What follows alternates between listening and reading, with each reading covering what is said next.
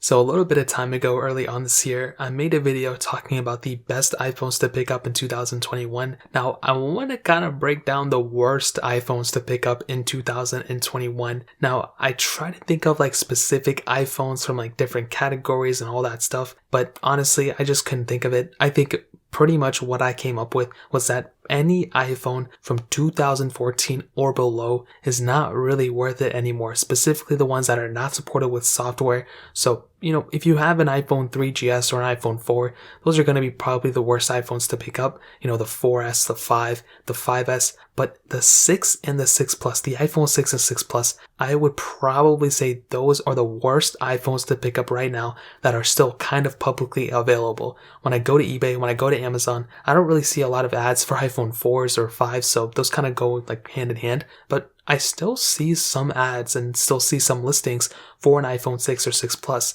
Now, it's totally different if you don't have like a crazy amount of money and you need to buy them or whatever the case is, like that's totally fine. But I would still tell people in those specific situations that it would be more worthwhile for you to just wait out on purchasing a phone until you can actually go and get something like an iPhone 6s or an iPhone 6s Plus. And in all honesty, I probably would not even recommend picking up an iPhone 6s anymore. I think an iPhone 6s Plus is a better phone overall than the 6s, and you should probably go and shoot for something like a 6s Plus, but I just don't feel comfortable recommending something like an iPhone 6 or an iPhone 6 Plus. So why are these iPhones the worst iPhones then in 2021? Well, there's a couple of different reasons. I want to say, first of all, these iPhones were not bad iPhones. I think they had a horrible reputation for Apple, but I think for the most part, they were pretty, important iPhones. I think these are still the best-selling iPhones ever made, still one of the best-selling phones in general. This was the first time we saw a pretty big, first of all, Apple releasing two huge new,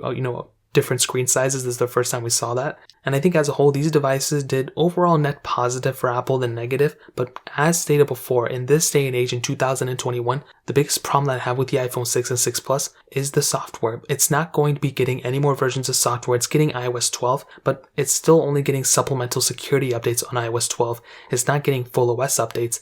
And that's why I also think a device like an iPhone 6s or an iPhone 6s Plus or an iPhone SE may also be kind of a contender to being one of the worst iPhones to buy in 2021, mostly because, not because they're bad iPhones or whatever, it's mostly because of the software. They're going to be outdated. They're not potentially going to be getting iOS 15, but we don't know yet for a fact, so that's why I'm kind of reserving judgment. But I would probably tell people to not even pick up a 6S or 6S Plus, even though I said that earlier on this video. Going to something that's always going to be supported, a device that's going to be supported for at least the next version of software, you're going to be putting yourself in a much better position, mostly because we're going to go and see iOS 15 come out, and we're going to see it has cool features or whatever, but you're going to feel like you got left out because you didn't have a phone that had support for it. And that's the worst feeling. I experience that all the time sometimes with Androids, and when I have a Galaxy S20 and then, it doesn't get Android 11 for a while, like it happens all the time. So the best bet is to get a device that's still going to be supported for a little bit of time.